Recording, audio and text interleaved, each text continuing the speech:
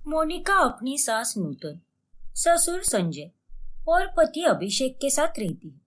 मोनिका एक नंबर की टोपीबाज लड़की होती है जो हर वक्त सबको अपने फायदे या मजे के लिए टोपी पहनाकर मूर्ख बनाती रहती है। एक दिन की बात है जब मोनिका अपनी माँ राजश्री से बात कर रही होती है, तभी ओ गॉड, ये माँ भी ना, सच में जब भी फोन करती है कितना बोर करती है। हेलो, तू सुन रही है ना मोनिका बिटिया? Hello hello. हाँ हाँ माँ, सुन रही हूँ मैं, आपकी आवाज सुनाई दे रही है मुझे।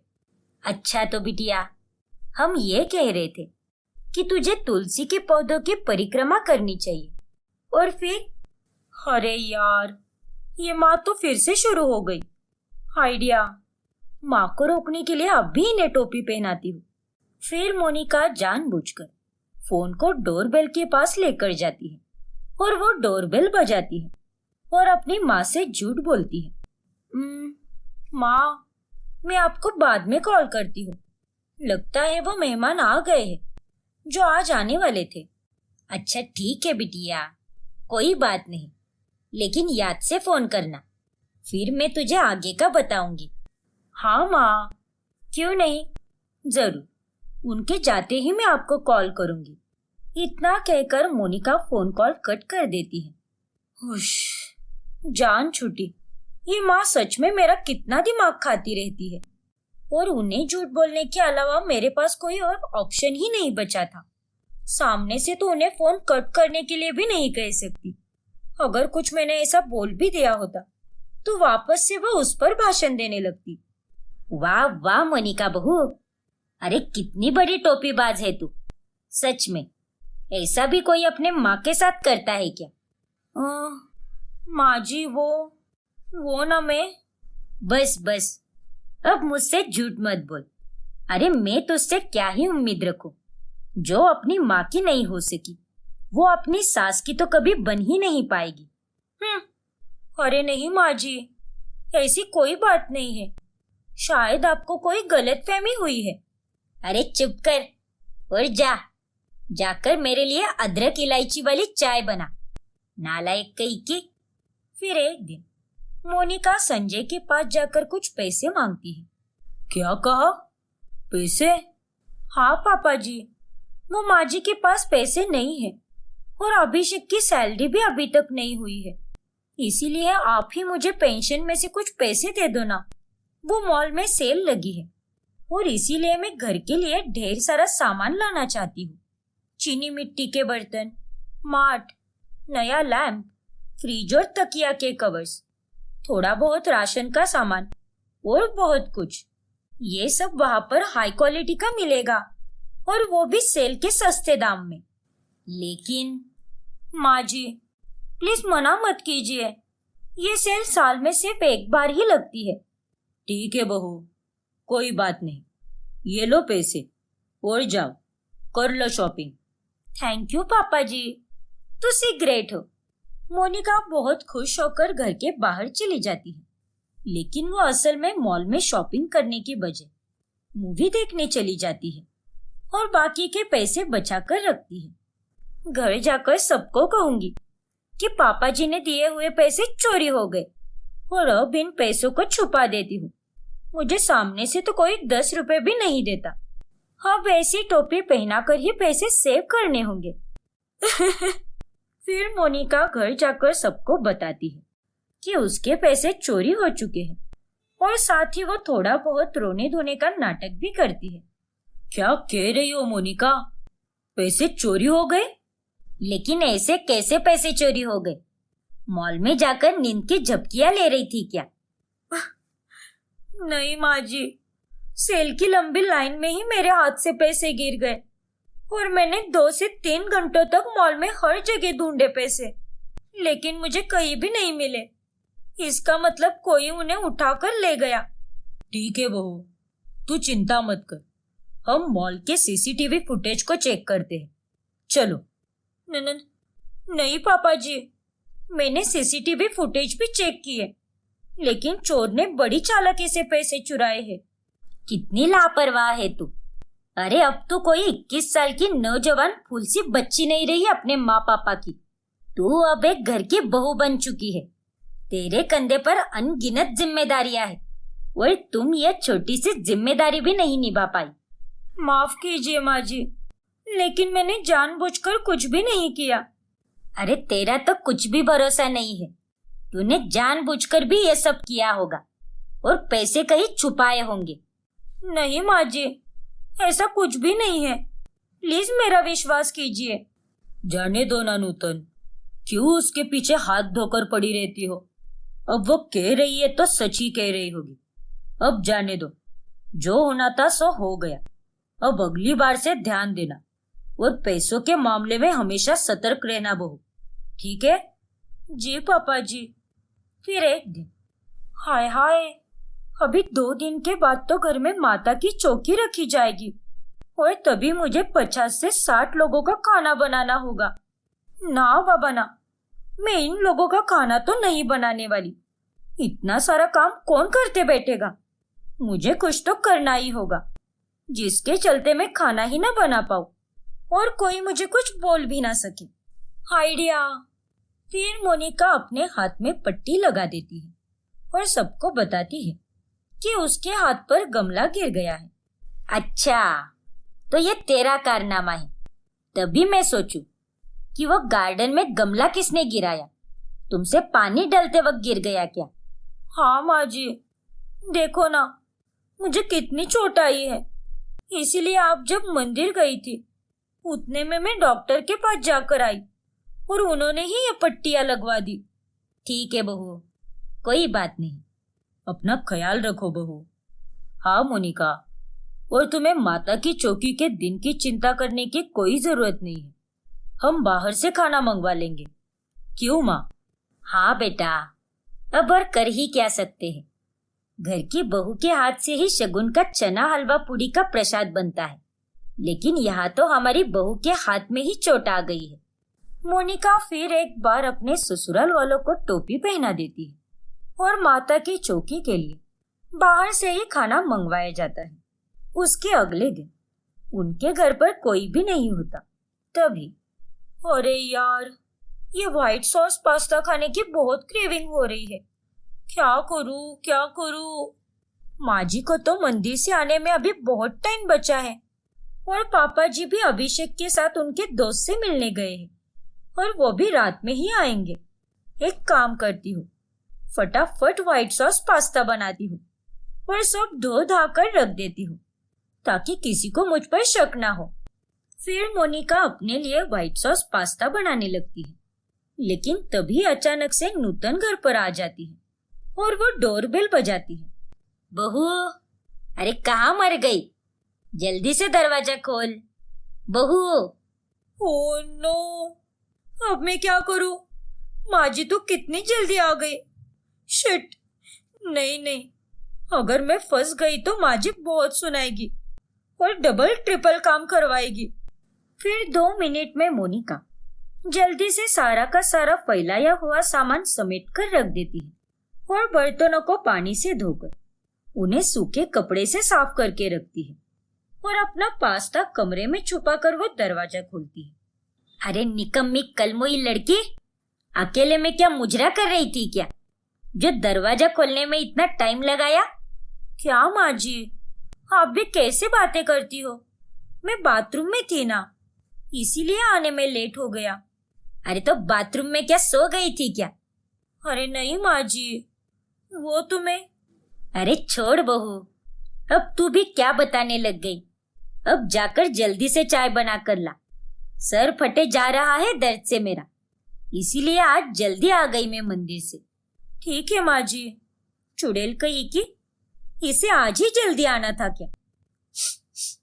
अरे बहू, ये खुशबू कैसी है? तूने कुछ बनाया था क्या? नहीं माँ जी, मेरे हाथ में तो चोट आई है ना, तो मैं कैसे कुछ बना पाऊंगी। शायद ये खुशबू पड़ोस से आ रही है। ठीक है, मुझे ऐसा क्यों लग रहा है कि दाल में कुछ तो काला है, पता तो लगाना ही होगा। फिर एक दिन मोनिका अपनी सहेली अनन्या से मिलती है और उससे कुछ पैसे मांगती है। अनन्या, एक तू ही मेरी अच्छी दोस्त है और कोई भी नहीं, और ये बात तू अच्छे से जानती है। हाँ मोनिका, इसीलिए मैं तुझसे ही पैसे मांग रही हूँ। प्लीज मुझे थोड़े पैसों की मदद कर दे यार। मेरी सास की तबीयत सच में बहुत खराब हो गई है। वो इस समय बेड पर ही है। देख अनन्या, मैं तुझसे वादा करती हूँ, जैसे ही अभिषेक के पास पैसे आ जाएंगे मैं तुझे तेरे पैसे लौटा दूंगी। ठीक है मोनिका, तू टेंशन मत ले। ये ले पैसे, और आंटी जी का ख्याल रखना, वो जल्दी ठीक हो जाएगी। तू चिंता मत कर। Thank you Ananya, thank you so much. लेकिन जब अनन्या बाजार के रास्ते से घर जा रही होती है, तभी वो मोनिका की सास को वहां पर खरीदारी करते हुए देख लेती है। ये क्या? ये कैसे हो सकता है? ये तो मोनिका की सास नूतन आंटी है, और मोनिका ने तो मुझे कहा कि नूतन आंटी बेड पर रेस्ट कर रही है, लेकिन आंटी जी तो यहाँ पर शॉपिंग कर रही है। फिर अनन्या नूतन के पास जाकर उन्हें सब कुछ बता देती है, और नूतन समझ जाती है कि मोनिका ने अनन्या को टोपी पहनाकर उससे पैसे लिए हैं। इसीलिए नूतन और अनन्या दोनों घर आ जाते हैं। और तभी मोनिका उन दोनों को साथ में देखकर एकदम से चौंक जाती है। आप दोनों एक साथ?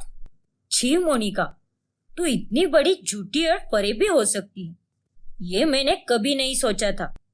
आज तो तूने सारी हदें पार कर दी है बहू, और मैं अच्छे से जानती हूँ तू हम सबको भी टोपी पहनाते आ रही है। उस दिन भी कोई चोरी वोरी नहीं हुई होगी। फिर नूतन संजय और अभिषेक को सारा सच बताती है। मोनिका, ये सब क्या है? तुम्हें ये सब करना शोभा देता है क्या? हाँ मोनिका बहू, तुमने ये सब बहुत गलत किया है। लोगों को टोपी पहनाकर मूर्ख बनाना, ये सरासर गलत है बहू। मुझे माफ कर दीजिए आप लोग। मैंने सच में बहुत सारी गलतियां की है और दूसरों का फायदा उठाया है, लेकिन अब और नहीं। प्लीज मुझे माफ कर दीजिए। मैं दिल से माफी चाहती हूँ। मोनिका को अपनी गलती का बहुत पछतावा होता है, जिसके बाद सभी उसे गलती सुधरने का एक आखिरी मौका देते हैं, और वो अनन्या को पैसे लौटाकर सबके साथ अच्छे से रहने लगती है और दूसरों को टोपी पहनाकर बेवकूफ बनाना बंद कर देती है। तारा अपनी सास जया, ससुर प्रीतम और पति अखिल के साथ रहती है। एक दिन की बात है। ये क्या हो गया जी? अब तो हम किसी को भी मुंह दिखाने लायक नहीं रहे। रिपोर्ट्स भी पॉजिटिव आ गए हैं। मुझे तो बहुत शर्म आ रही है। जया, तुम इतना क्यों डर रही हो? और क्या शर्माना? अरे आजकल तो ये सब नॉर्मल है। अरे 50 उम्र होने के बाद भी प्रेग्नेंट होना नॉर्मल है आपके लिए? ये कैसी बातें कर रहे हो आप? ये जो भी हुआ है बिल्कुल गलत हुआ है। जितने दिन छुपा सकती हो उतने दिन छुपा लूंगी, लेकिन बाद में जब पेट बाहर आएगा तब हम क्या करेंगे? जया, तुम कुछ ज्यादा ही सोच रही हो। इतना स्ट्रेस लेना तुम्हारे लिए अच्छा नहीं है। आओ इधर, मेरे पास आओ। नहीं नहीं, आप तो मुझसे दूर ही रहिए और मुझसे बात भी मत कीजिए, समझे आप? उस रात को भी शुरुआत आपने ही की थी, लेकिन फंसना तो मुझे पड़ रहा है ना। तारा की सास जया प्रेग्नेंट हो चुकी थी। उसे अब धीरे धीरे प्रेगनेंसी में अलग अलग चीजें खाने की क्रेविंग्स होने लगी थी। फिर वो बाजार में से इमली लाती है और साथ ही अलग अलग पकवान लाकर खाने लगती है। और अपनी सास की ये हरकत देखकर तारा एकदम हैरान रह जाती है। अरे माँ जी, आप ये सब क्या खा रही हो? आपको तो पहले इमली पसंद नहीं थी ना, और आप तो तला और भुना हुआ खाना भी नहीं खाती थी, तो ये क्या ठूसे जा रही हो आप? अरे बहू, कभी कभार खा लेना चाहिए। मन को मार मार कर कितना मार सकते हैं हम? क्यों फुलवा, सही कहा ना मैंने? हाँ बड़ी मेम साहब। अचानक से अपनी सास का बदला हुआ रूप देखकर तारा को भी बहुत अजीब लगता है।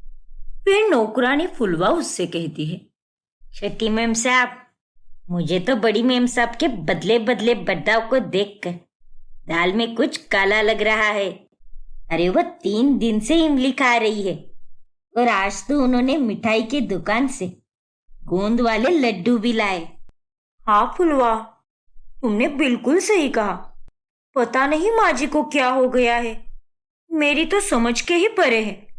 फिर एक रोज तारा देखती है कि जया को लगातार उल्टियां हो रही है और उसे डॉक्टर ने बेड रेस्ट करने को कहा है। अरे माँ जी, क्या हुआ है आपको? आप तो एकदम ठीक ठाक हो, फिर भी आपको उल्टियां क्यों आ रही है? ये सब तो तब होता है जब एक औरत माँ बनने वाली होती है। कहीं आप प्रेग्नेंट? अरे नहीं नहीं, मैं भी क्या बोले जा रही हूँ। आप इस अधेड़ उम्र में प्रेग्नेंट कैसे हो सकती हो? सॉरी माँ जी। अरे बहू, बस हल्की सी थकान है और उसी के कारण उल्टियां हो रही है।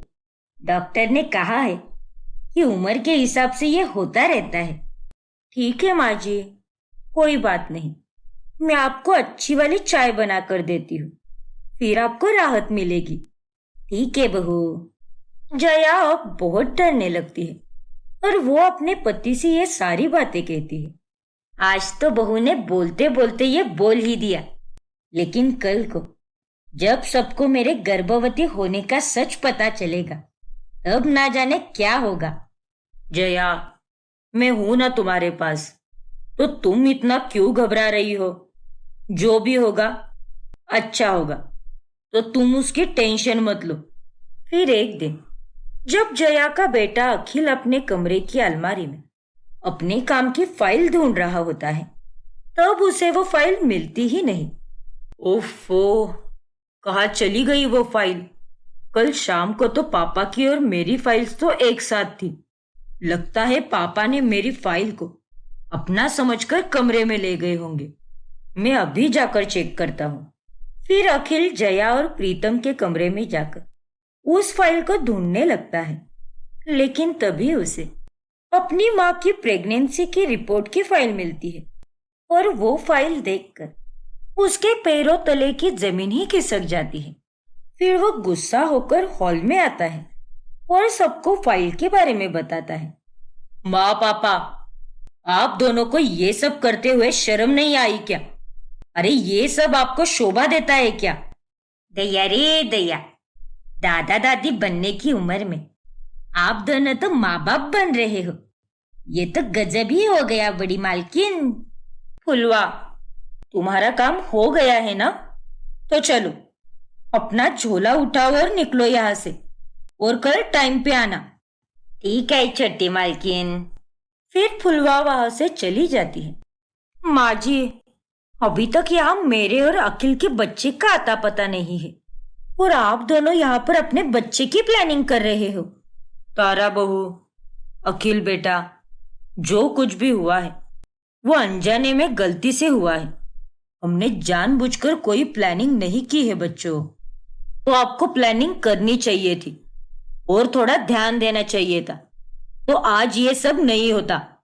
आप क्या चाहते हो पापा? इस उम्र में मैं अपने बच्चे की जगह अपने छोटे भाई का वेलकम करूं? लाइक सीरियसली पापा? माँ, आप अबॉर्शन करा लो, गिरा दो ये बच्चा। लेकिन बेटा। हाँ माँ जी, अखिल बिल्कुल सही कह रहा है। अरे हम समाज में मुंह दिखाने के लायक ही नहीं रहेंगे। जीवन सिर्फ 4 दीवारों के बीच नहीं होता है, दुनिया वालों के बारे में भी सोचना पड़ता है। हाँ माँ, और आप तो अभी 50 के ऊपर हो चुकी हो। कल को आपका बच्चा बड़ा हुआ तो आप इस दुनिया में नहीं रहोगी, तो क्या फायदा इस बच्चे का दुनिया में आकर? और तो और इस उम्र में बच्चे को जन्म देने के लिए आप उतने फिट भी नहीं हो। चुप रहो तुम दोनों। अरे दुनिया वाले गए तेल लेने, मुझे दुनिया वालों से कोई फर्क नहीं पड़ता। मैं और जया गर्भपात जैसा पाप नहीं करेंगे।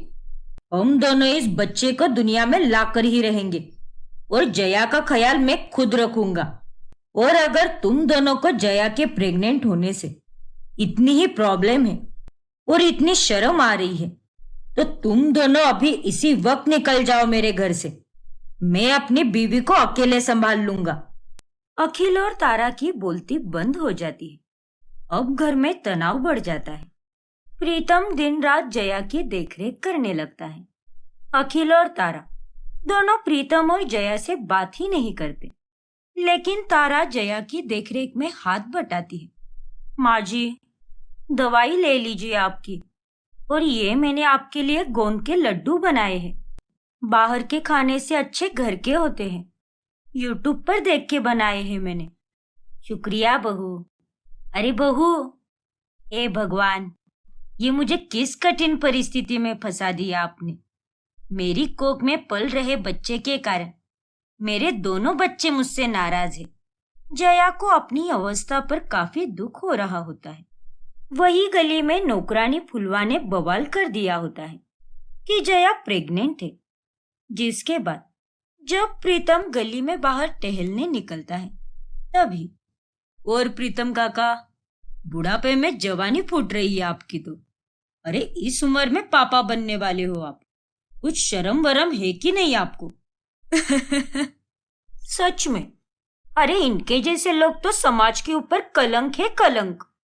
इतनी भी क्या चुल मची थी आपको, जो मामला इतने आगे तक पहुंच गया। अरे इतना बेशर्मी वाला काम करके भी ये आदमी तो खुले आम मुंह उठाकर चल रहा है। बेशरम कहीं का। तुम सबको मेरे निजी जीवन के बारे में बोलने का कोई हक नहीं है, समझे तुम? और अगर तुमने आइंदा से मेरे साथ बदतमीजी से बात करने की कोशिश भी की तो मैं तुम्हारी जुबान खींच लूंगा। और ये तुम लोगों के लिए आखिरी चेतावनी है। ना सिर्फ प्रीतम को, बल्कि अखिल और तारा को भी गली मोहल्ले वाले बुरे बुरे ताने सुनाते हैं। लेकिन जब जया अपने 9वें महीने में होती है तभी तारा अखिल के पास जाकर कहती है, अखिल, अब हम और कितने दिनों तक खफा रहने वाले हैं माँ जी से? जो कुछ भी हुआ है या फिर होने वाला है उसमें उन दोनों की भी कोई गलती नहीं है। वो सब उनसे जाने अनजाने में हो गया। तारा, मैं तुम्हारी बात समझ सकता हूँ, लेकिन फिर भी ये कितनी अजीब और ऑकवर्ड सिचुएशन है। मैं समझ सकती हूँ अखिल, लेकिन इस वक्त समझ को साइड में रखकर तुम्हें और मुझे इंसानियत के नाते माँ जी का साथ देना होगा। एक तो पहले ही वो प्रेग्नेंट होने के कारण बहुत दुखी है और उन्हें हमारे कारण भी कितनी तकलीफ हुई है, और अब इस दौरान हम उनसे दूर रहकर उन्हें दुखी नहीं कर सकते। प्लीज अखिल, दिमाग के बदले दिल की सोचो। वो माँ है तुम्हारी। हाँ तारा, तुम सही कह रही हो। अभी उनका 9वां महीना चल रहा है। डिलीवरी कभी भी हो सकती है। हमें इस वक्त इज्जत और दुनिया के बारे में नहीं सोचना चाहिए, बल्कि हमारी माँ के बारे में सोचना चाहिए। चलो अखिल, 9 महीनों की इस दूरी को मिटा देते हैं। हाँ तारा। और फिर अंत में अखिल और तारा को आखिर जया की ममता खींच ही लाती है और वो दोनों उससे जाकर माफी मांगते हैं। मुझे माफ कर दो माँ, हमें ये समझने में देर लगी कि आप दोनों से ये भूल जाने अनजाने में हुई है, और चाहे कुछ भी हो जाए आप हमारी माँ हो। आपका साथ देना हमारा कर्तव्य है। बच्चों, मैं समझ सकती हूँ कि तुम दोनों का वैसे बर्ताव करना भी जायज था, लेकिन अंत में तुम दोनों ने दुनिया को छोड़कर मेरा साथ चुना, और इसी बात ने मेरा दिल जीत लिया बेटा। और मुझे क्या चाहिए? फिर कुछ ही दिनों बाद जया एक बेटी को जन्म देती है, और दुनिया के ऊपर ध्यान न देते हुए सभी उस नन्हे मेहमान को प्यार से पालते हैं और हंसी खुशी साथ रहते हैं। ये कहानी है गर्भवती प्रीति और उसके पति कुणाल की। रात के 11 बज रहे थे और तभी प्रीति को गुलाब जामुन खाने की बहुत इच्छा होती है। कुणाल, मुझे बंसीलाल मिष्ठान भांडार के गुलाब जामुन खाने का बहुत मन कर रहा है, प्लीज़ ला दो ना। तुम्हारा दिमाग खराब हो गया है क्या प्रीति? अरे तुम्हारे पापा ने क्या दहेज में पर्सनल हेलीकॉप्टर भिजवाया था क्या, जो मैं उस पर सवार होकर तुरंत कहीं से भी कुछ भी ला सकूं? और नहीं तो क्या। हे बौरिया, ज़्यादा नाटक मत कर। और चुपचाप गोंद के लड्डू खा ले जो रसोई में पड़े हुए हैं, समझी? लेकिन माँ जी, सुनाई नहीं देता क्या एक बार में जो कहा? जब से गर्भवती हुई है तब से सबके नाक में दम कर रखा है, और नहीं तो क्या। इतनी रात गए इसके पिताजी ने मिष्ठान भंडार खुला रखा था। नॉनसेंस। प्रीति को उसका पति और उसके सास ससुर एकदम नॉर्मल महिला जैसे ट्रीट करते हैं, जबकि उन्हें इस गर्भावस्था में उसका ख्याल रखना चाहिए था। प्रीति की सास उससे दिन रात काम करवाती है। माँ जी, मैं थक गई हूँ, मुझे थोड़ी आराम की ज़रूरत है, वरना मुझे चक्कर आ जाएगा। अरे बहू, तू चंपा त्रिवेदी की बहू है, तुझे कुछ नहीं हो सकता। चल चल काम कर अब। और हाँ, बस दिन रात कुंभकर्ण की तरह सोती ही रहेगी तो मेरा आने वाला पोता दिन रात सोता रहेगा, इसीलिए तू काम करती रहे। मुझे काम करने से कोई दिक्कत नहीं है माँ जी, लेकिन आप लोग मुझे ज़रा भी आराम करने नहीं दे रहे। प्रीति बहू, अपनी सास से जबान लड़ाकर बात मत करो, वरना कैंची से जबान काटकर डस्टबिन में फेंक दूंगा। एक दिन जब प्रीति को अपने चेकअप के लिए हॉस्पिटल जाना होता है, तब वो कुणाल के पास आती है। कुणाल तो मस्त तैयार हो रहा होता है। अरे वाह कुणाल, आज तो तुम्हें कहने की भी ज़रूरत नहीं पड़ी। हॉस्पिटल जाने के लिए तो तुम पहले से ही तैयार हो। नहीं प्रीति, मैं तुम्हारे साथ हॉस्पिटल नहीं जा रहा, मैं अपने दोस्त के साथ एक पार्टी में जा रहा हूँ। क्या? लेकिन कुणाल, अगर तुम पार्टी में जाओगे तो मैं हॉस्पिटल में अकेली जाऊंगी क्या? हाँ तो अब तुम क्या छोटी बच्ची हो? अरे कितनी बार कहा है तुम्हें मैंने कि तुम गर्भवती हो, बीमार नहीं। इसीलिए ये बीमार पेशेंट की तरह बर्ताव करना बंद करो।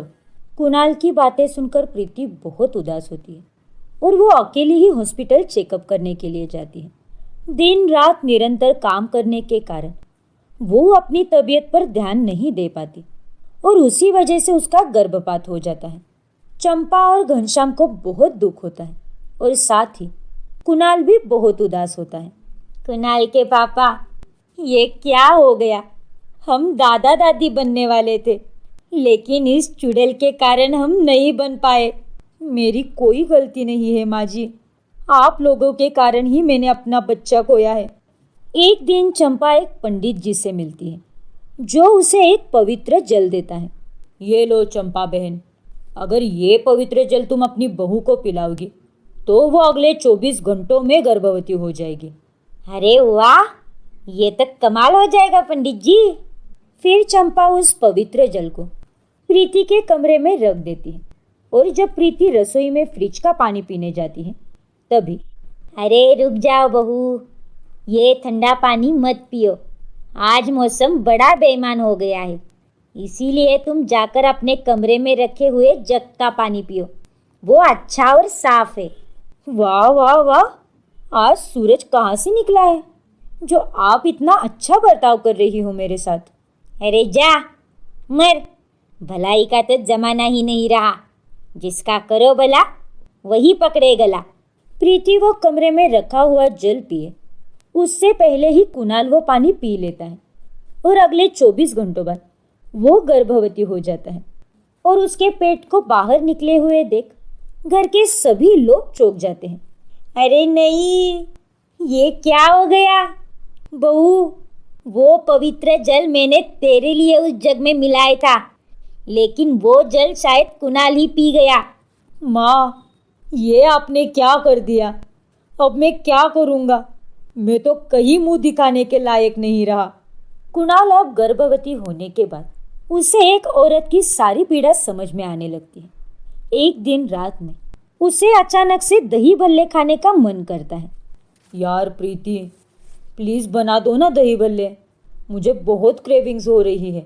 अरे क्या तुम भी कुणाल, मेरे पापा ने दहेज में थोड़ी ना कोई हेलीकॉप्टर दिया है जो मैं कहीं उड़कर जाऊँ और तुम्हारे लिए दही भल्ले लाऊं। अरे यार प्रीति, मैंने तुम्हें लाने के लिए थोड़ी ना कहा है, तुम ही बना दो ना। क्यों? जब मैं तुम्हें देर रात को कुछ खाने के लिए मांगती थी तब तो तुम्हारे अंदर की हिटलर की आत्मा जाग जाती थी। अब तुम भी वैसे ही रहो, मैं तुम्हारे लिए कुछ नहीं बनाने वाली। अरे यार, इतना कहकर प्रीति सो जाती है और कुणाल भूखा ही रहता है। प्रीति उसके साथ डॉक्टर के पास चेकअप के लिए भी नहीं जाती। अरे माँ, ये गर्भवती होकर तो मैं परेशान हो गया हूँ। ये सब आपकी वजह से हो रहा है। मुझे माफ कर दे बेटा, लेकिन ये सब होने के बाद मैं वापस पंडित जी के पास गई थी इस बात पर कोई तोड़ मांगने के लिए, लेकिन पंडित जी ने कहा कि अब तुझे ऐसे ही बच्चे को जन्म देना होगा। माँ की बातें सुनकर कुणाल सर पर हाथ रख लेता है। शर्म के मारे कुणाल ने तो अब घर के बाहर ही निकलना बंद कर दिया था और वो घर से ही काम करने लगता है। एक दिन, यार प्रीति, आज मुझे बहुत थकावट महसूस हो रही है। ये पीपीटी बना दो ना, प्लीज़ मेरी हेल्प कर दो ना। अरे कुणाल, तुम ऐसी बीमारों जैसी बातें क्यों कर रहे हो? तुम गर्भवती हो, बीमार नहीं। तो ये नाटक बंद करो और मेरा दिमाग मत खाओ और बत्ती बुझा के सो जाओ। I don't care about your PPT. खुद का काम खुद करो। प्रीति की बातें सुनकर कुणाल को अपनी सारी गलतियों का एहसास होता है और वो अंत में प्रीति से माफ़ी मांगता है। प्रीति, मुझे माफ़ कर दो। गर्भवती होने के बाद ही मैंने तुम्हारे दुख और दर्द को समझा है। मैंने ये महसूस किया कि एक औरत को गर्भावस्था में कितनी तकलीफ होती है, उसमें कितने बदलाव आते हैं। और जब तुम प्रेग्नेंट थे तब उन दिनों में मैंने तुम्हें अपनापन और प्यार देने के बगैर तुम्हें और परेशान किया। उसके लिए मुझे माफ़ कर दो Preeti. I am really sorry. It's okay Kunal, तुम्हें अपनी गलतियों का एहसास हुआ, वही मेरे लिए बहुत बड़ी बात है। प्रीति कुणाल को माफ़ कर देती है और कुछ ही महीनों में कुणाल एक प्यारी सी बच्ची को जन्म देता है और वो सभी लोग खुशी से जीवन बिताते हैं।